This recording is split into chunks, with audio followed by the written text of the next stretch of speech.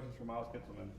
Miles, tough loss, no doubt, but what's attributing, you think, to the success that the offense is having so far this season, especially in the passing game?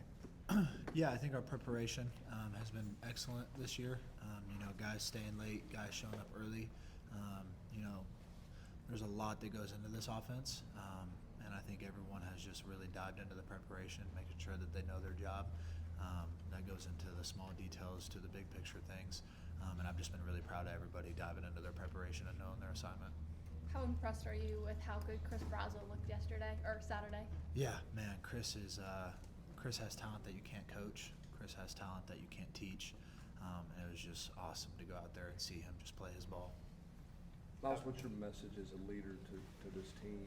Coach Heupel said afterwards, it should hurt, soak it in. Kind of what's been your message to the guys that you've spoken with today, just to turn the page and go get ready to play, and how do you use Saturday to help you? Yeah, I don't know if I want to use them as an example. Last year's SEC champs lost week 3 to a team and turned around, won the SEC, went to the playoffs, and we're in that exact same boat right now. We can either dwell on this and, mope in it and be sad, or you can learn from it and continue to go, strive for our goals. Everything's still out there in front of us.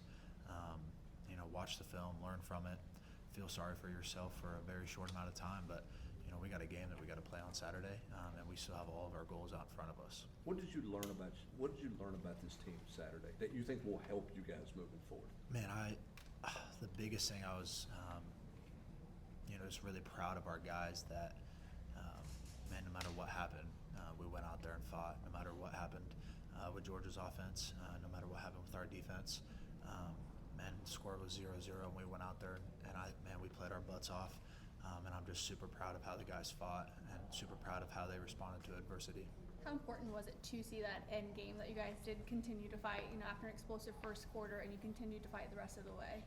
Yeah, I think that's what every team wants, is a group of guys that come together and that are going to fight for each other no matter what happens, and we're going to need that later on in the season. How tough is it to move on? Because obviously in the moment on Saturday it's pretty brutal. Then you have to go back and watch it and you see this play or that play may have been the difference. Does that make it tougher as you review it to kind of move past it? Yeah, it's definitely never easy watching these kind of games. We were there's a lot of things that we did really well on Saturday, and that makes you feel good to a certain extent. But obviously losing is never easy, and watching the film is never easy. But like I touched on before, we got to move past it. We don't have a choice. If we really want to go where we want to go, we have to move on. We have to learn from this. So. Now, after the game, I know you're one of the leaders on the team. Do you have to be a little bit more vocal, or do you feel like these young guys get it? Like every game is pivotal right now. Yeah, I think Saturday night is a hard time to speak up.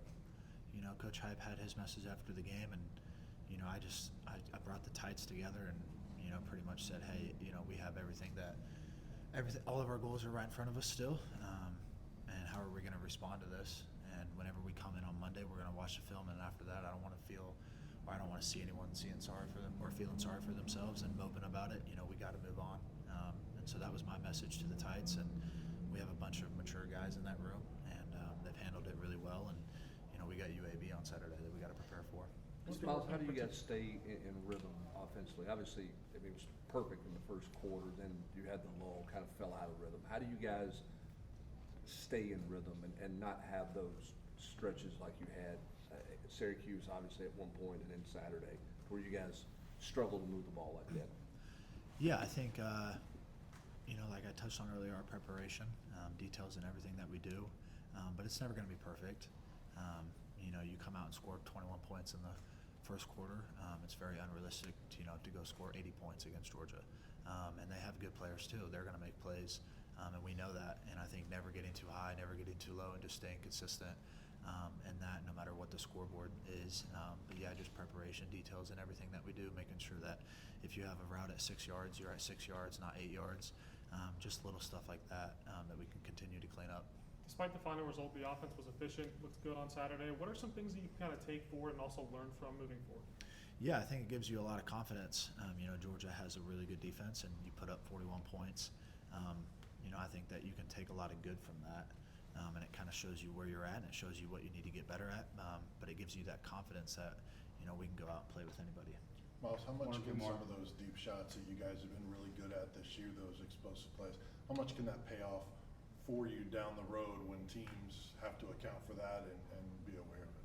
Yeah, I think the game of football is beautiful because everything ties into it itself. When you get the run game going and those safeties have to come down a little bit to fit into the box, that just opens everything up. And that's one thing that I love about this game is that the run game complements the pass game and the pass game complements the run game.